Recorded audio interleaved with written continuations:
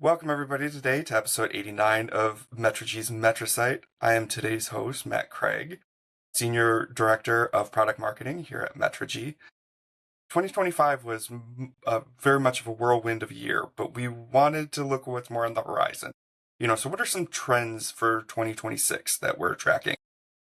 Today we have the full team of Metrigy analysts here talking about their different areas of what's going on. So we have Robin Garris, who's the CEO and Principal Analyst, Erwin Lazar, President and Principal Analyst, Beth Schultz, Vice President of Research and Principal Analyst, Diane Myers, Senior Research Director and Principal Analyst, as well as Lainey Hawksma, Senior Research Analyst. So we have the full team today. So we're going to kind of look at, what happened in 2025, moving on to continuing to happen in 2026 and what we expect to happen. So first, I wanted to invite Robin to kind of share what are some of the trends and technologies that we're watching for in 2026. Yeah, and I'll look at specifically CX and what we're seeing happening there. And of course, with everything, AI comes into play. So, all right, I've got a lot of them, so I'm going to kind of zip through them. I'm going to do like a power round here. I don't know. I think that interaction and conversation analytics is really going to explode this year. We've already seen it starting to grow, but I really do believe we're only scratching the surface. And when companies start to see the value within the contact center alone, I think it will extend out into other business units. Right now, we see about half of companies using interaction analytics. That's like using AI to evaluate every conversation that you're having with customers. And so about half of companies, like I said, are using it to some extent anyway.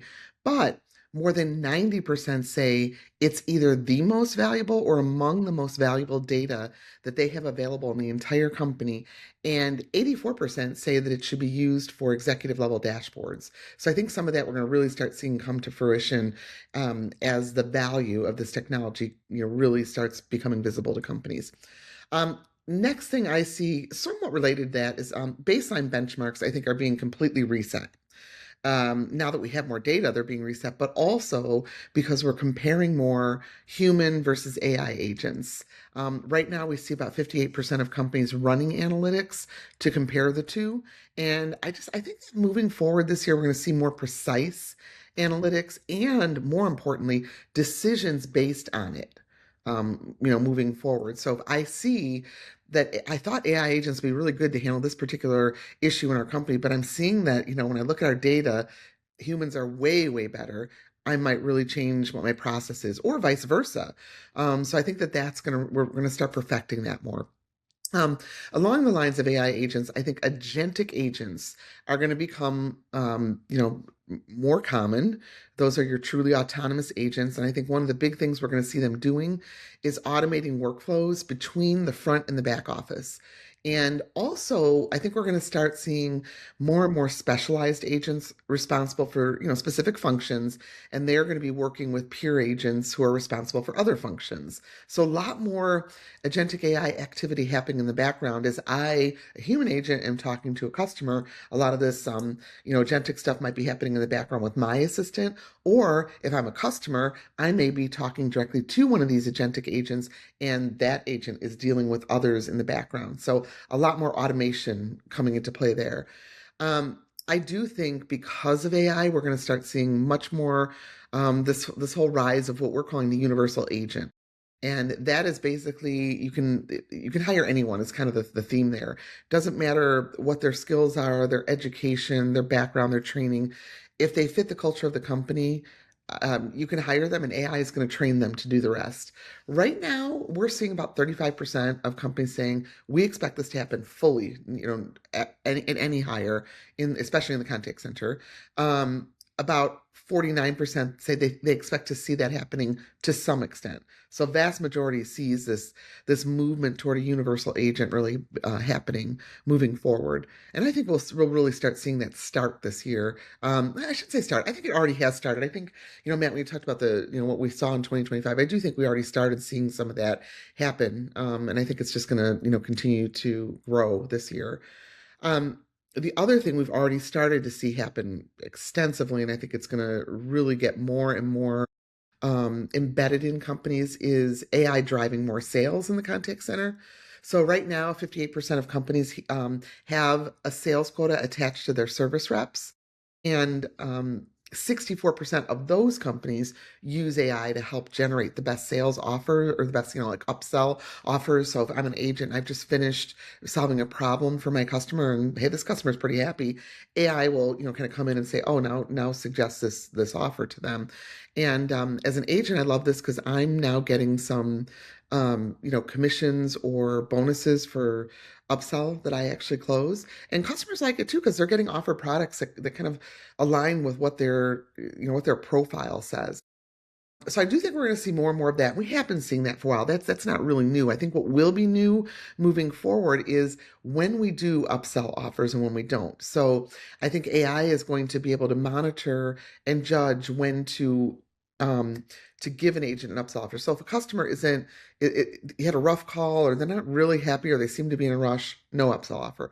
Or more importantly, the volume of the contact center will dictate. So if it's a really busy day, there's not going to be upsell offers or not as many upsell offers because we don't want to keep people in the queue. We want to get people their problems handled. But if it's a really slow day, perfect day to do upsell offers. And what that does for agents too, and for the contact center, is it doesn't show as much idle time, so we don't see all these layoffs happening. Right now, by the way, we see about I think it's about 17% right now of companies laying off people because of AI in the contact center. It used to be higher 3 years ago. 2023 it was way higher, but it is coming down. And I think some of these types of tactics are one of the reasons.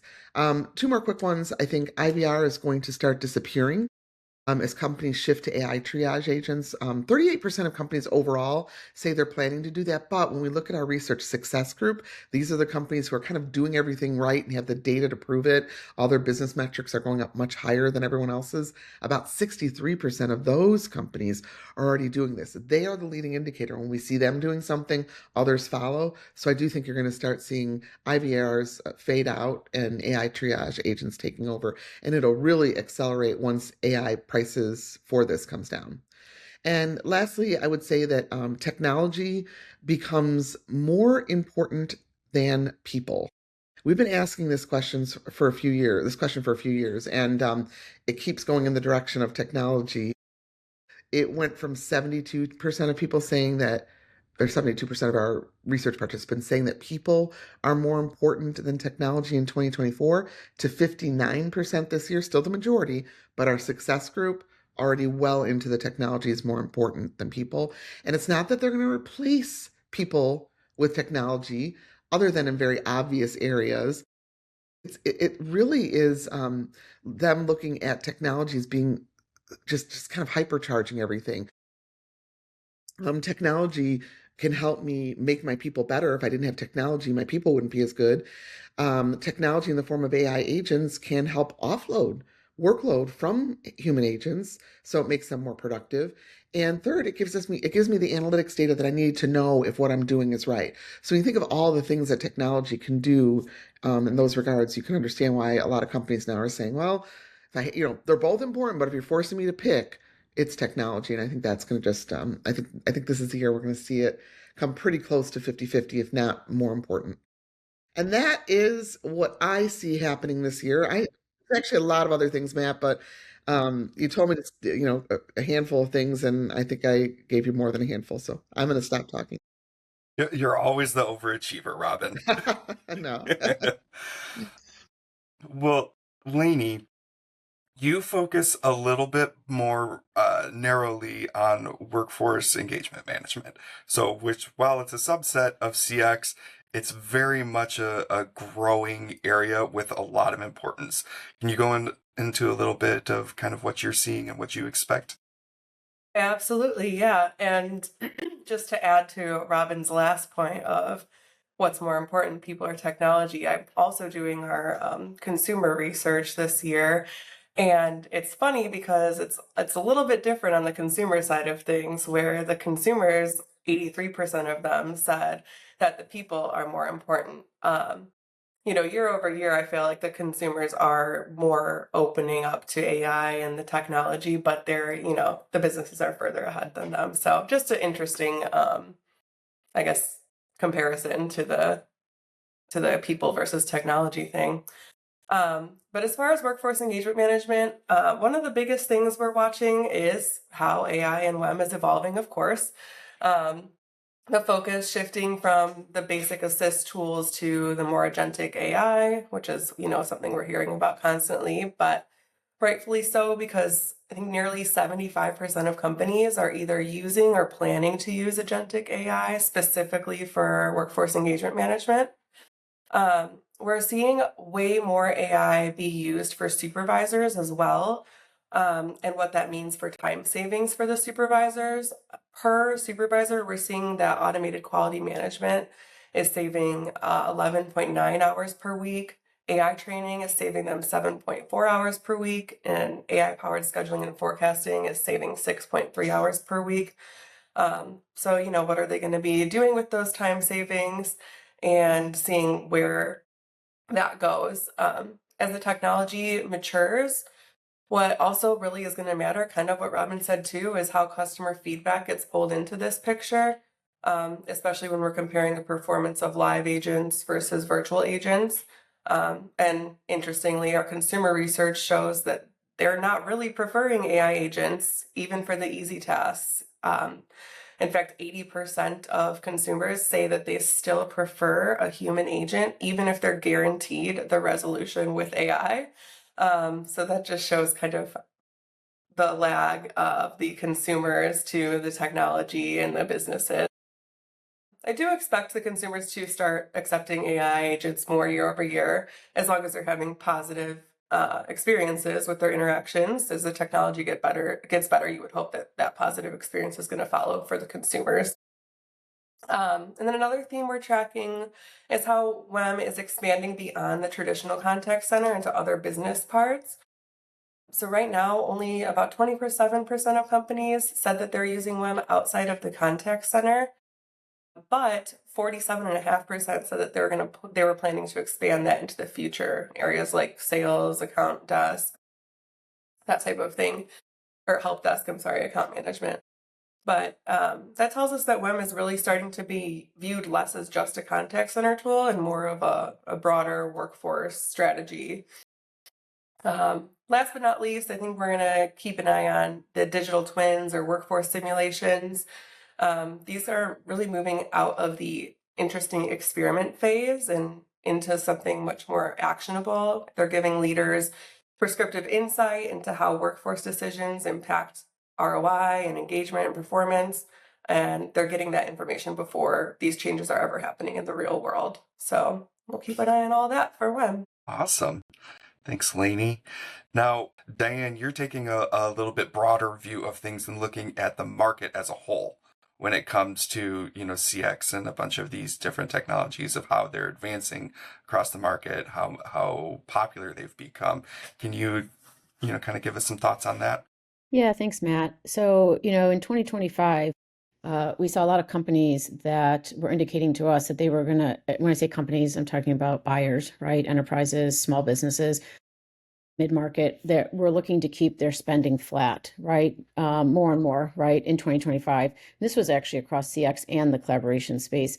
And that doesn't mean that there wasn't growth in key areas, but, a lot of the global geopolitical uncertainty and rust in some areas and concerns over tariffs really kept companies, conservative with their budgets, right, or where they spent their budgets.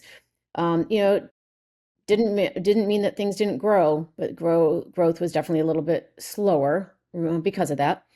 CCaaS is kind of the shining star within the CX world, right?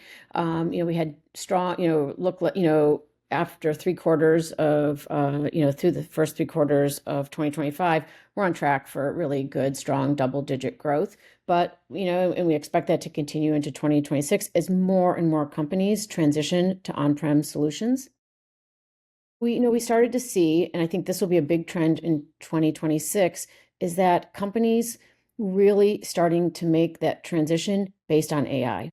So AI being one of the strong pulls, right, to cloud, but also in their evaluations of companies, right? So, I may be doing AI first, while still keeping some core platform pieces on-prem. So AI pulls you to the cloud, and you're making some vendor decisions on AI. And we started to see some of that in 2025, and I think, it'll be accelerated in 2026. But even that said, I don't expect the shakeup of the top three, right? So we've got NICE, Genesys, and Five9. They'll continue to be the market leaders. And then AWS leading the charge with a whole slew of companies below that, on the competitive front. It's still quite a crowded market, but still not expecting any big shakeups in 2026. I think, the other, we look at CRM, and Salesforce being up at the top, but then also, we think about CPaaS. That's the other big area, we look at. And, the three big vendors there are Twilio, InfoBip, and Cinch. And there's a lot of other providers below that. Some are very regional, country focused. We've got providers in China, we've got providers in Europe. And that will continue to potentially have some mergers and acquisitions. We've seen that in the last couple of years, more on the CPaaS side. But Twilio, InfoBip, and Cinch, they're still very well positioned at the top, and we expect that to probably not change significantly in 2026. So Matt, back to you. Great. And that's actually a great transition over to Beth. Beth, who you focus very much on CPaaS as well as knowledge management and CX assurance. So maybe you could go into a little bit more depth with those areas. Sure, thanks, Matt. So Diane touched on the market kind of scenario around CPaaS. So let me just talk a little bit about the trends that we see there, very much carrying forward from 2025, if not even earlier. But CPaaS providers continue to incorporate AI into not only their whole platform portfolios, but their APIs in particular, in order to introduce some advanced functionalities there. And then another area, a big area, is support for RCS, which is Rich Communication Services, sort of the evolution of the long coming evolution of SMS, but really enabling companies to brand their messages, create more interactive, put more interactivity into their messages. So we've seen a lot of work from CPaaS providers to build up their partnerships with mobile operators. And then we're seeing enterprises start to adopt the use of RCS to support their more advanced messaging strategies, maybe their proactive outreach strategies in particular, and some marketing efforts. So when we asked about RCS in our customer experience optimization study, quite a large majority, almost 80%, say that RCS is really important to their strategies. Implementation, of course, is lagging a little bit from there, with about 26% already having implemented.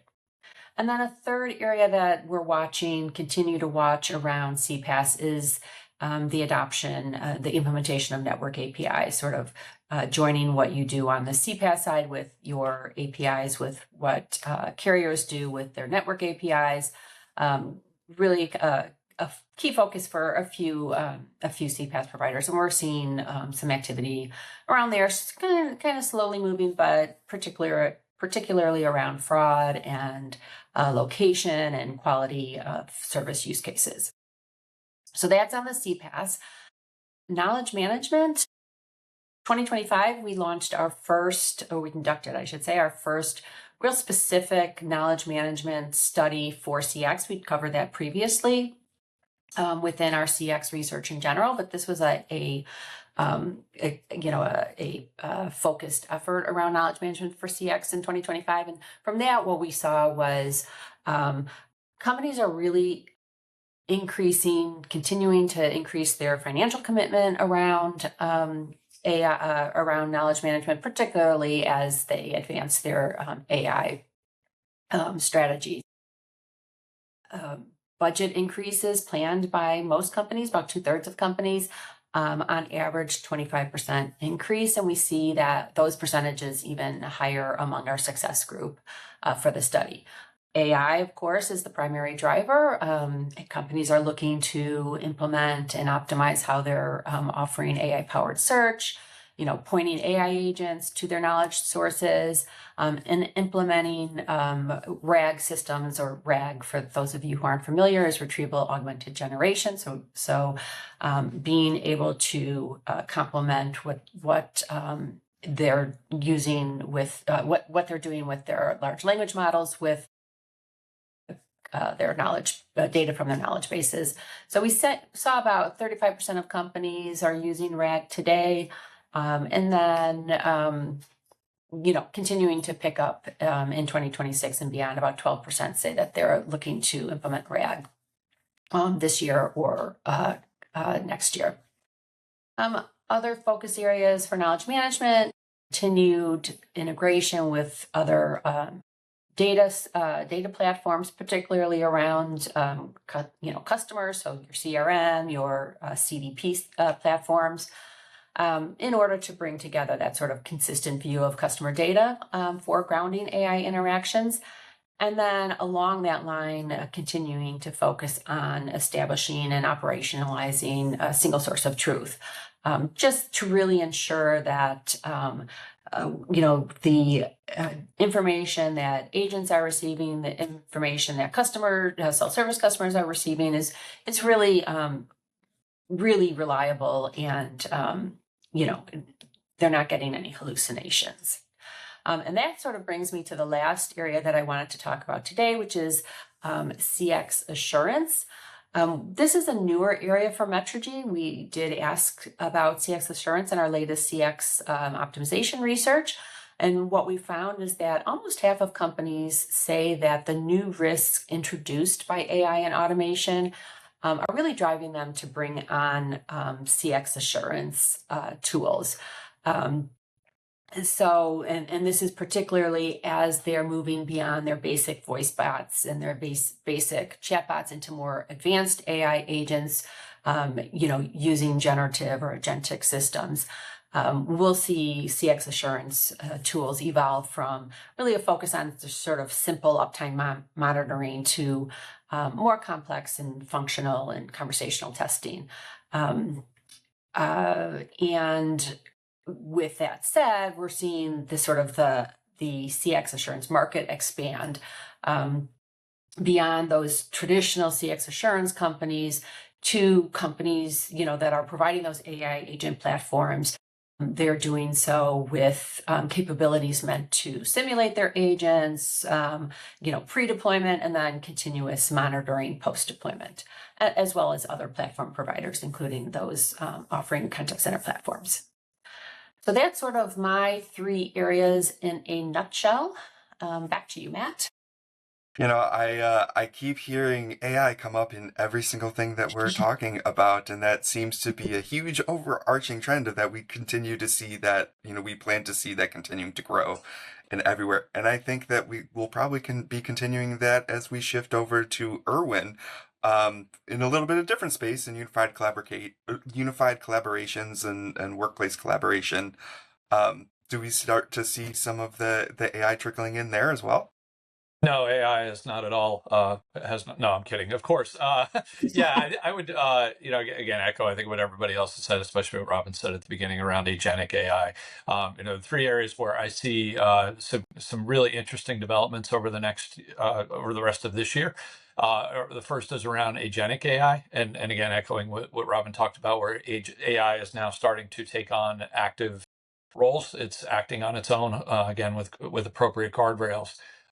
We saw in our AI for Business success study that we published last year that about 35% of companies said that they saw the biggest value, biggest potential for benefit from agentic AI. And in the collaboration space, I think you're going to see by the end of this year that a fair amount of people have an AI agent working side by side with them that's looking at their emails and chats and highlighting things that they need to be concerned about, and pulling in data from different applications, creating meetings, following on and managing tasks. And it really becomes a whole different way. If we think about the way people typically work today, you come in the morning, you check your messages, you check your emails, you check your project status, you might check a few dashboards. That AI agent can learn what is important to you and can surface insights to you and allow you to figure out what actions need to be done next, automate workflows. And again, I think we're really in its infancy right there. The next two are actually not as focused on AI. The one area is around connected workspace. It's an area that Beth has covered for us in the past that I'm leading now. And the idea there is that we're moving away from siloed collaboration, where we live in spreadsheets and presentations and documents and so on, and pulling in a variety of different elements so that I can work on across different contextual instances. I can communicate and collaborate around the work that I'm doing.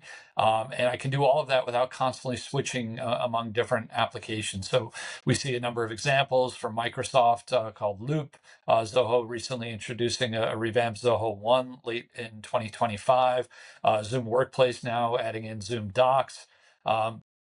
Companies like Asana, Notion, Smartsheet, Superhuman, the former Grammarly, that are all bringing in messaging, task management, document and content collaboration all into a single workspace. ClickUp would be another example in that space. So the idea there is that we're reducing friction, we're reducing the time people spend hunting for information, commenting, chatting and so on in different channels from what where they do their work. The last area is around security compliance. This has been a core area of my coverage for the last several years now. Unfortunately, we continue to see that we're going in the wrong direction. Our recent workplace collaboration and contact center security and compliance study that we published in late 2025 showed that attacks on collaboration applications and collaboration platforms, phone systems, contact center platforms, et cetera, we're up over 300% since 2021. Companies are continuing to wrestle with the fact that, I guess I'll talk about AI again, the fact that AI creates new vulnerabilities, things like injection attacks, poisoning, efforts to create hallucinations, to force AI to share data it shouldn't, to do things it shouldn't do. We certainly see that on a daily basis. But also the potential use of AI as a mitigation tool. So companies will be increasingly looking at how they can leverage AI to protect themselves and to automate response, isolation, mitigation, and so on from attacks. So I think, again, security and compliance will continue to be a massive challenge, also an opportunity for companies that are playing in this space as we go throughout 2026. Awesome. Thank you, Erwin. Shifting over to Diane, much like you did for the CX space, you also have quite a bit of insight into the workplace collaboration space. So can you go into that a little bit?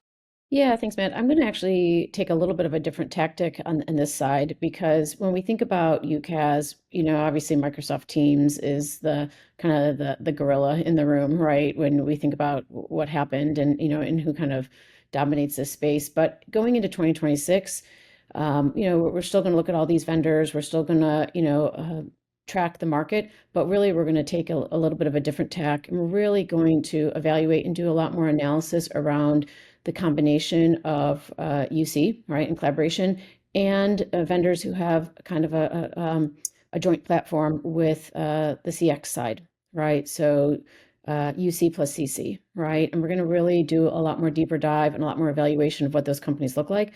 So, and this isn't exhaustive, but the companies that really kind of stand out in terms of who plays in that space in a joint way is very different than the top of the CCaaS world, right? It is Cisco, it is Zoom, it's RingCentral, it's 8x8, it's Vonage, it's Nextiva, right? So, and that's not an exhaustive list, but, those are the companies that come to top of mind when we think about who has kind of a really, truly integrated UC and CC platform, and how they're differentiating and moving forward in the market in that kind of combined space. And I think that will be kind of a way to reframe and to relook, look at who can really grow and succeed in the UC side by leaning into their assets they have on the CX side. Great. And we expect so much for 2026. And what are we going to do to kind of assess that?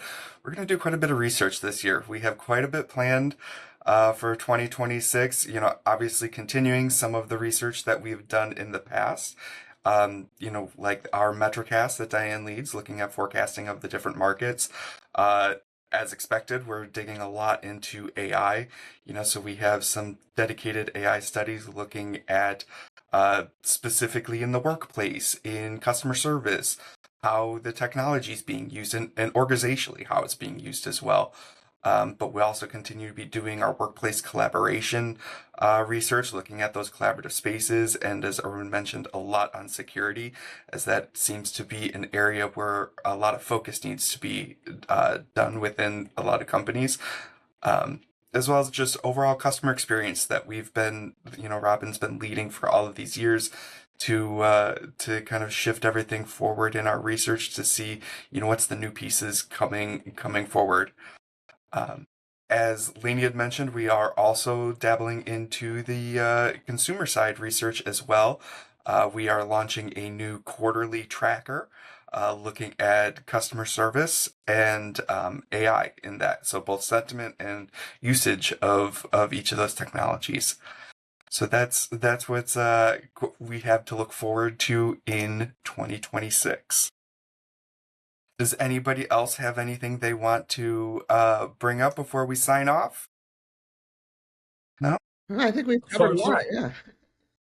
Look forward to an interesting year, and I think most, if not all of us, will be at Enterprise Connect in March. So please find our sessions there, and if you'd like to set up a meeting, please reach out to us. Yeah, and also Future of CX in Fort Lauderdale in March, or I'm sorry, in February. It's coming up sooner than I'm thinking. We'll be running the content there as well. Yep, those are great areas where you can come and speak with us if you happen to be there in person. We always love hearing from everybody. If you are not going to be there in person, you want to speak to us as well, you can either reach out through email or give us a call. You can head to our website and fill out contact information there. I also urge everybody to sign up for our newsletter. We send out a newsletter every month with all of our latest research and kind of trends that we're seeing that may be a little more detailed than what we could go into today. So I urge everybody to go to our website, sign up for our newsletter, and stay in touch with us.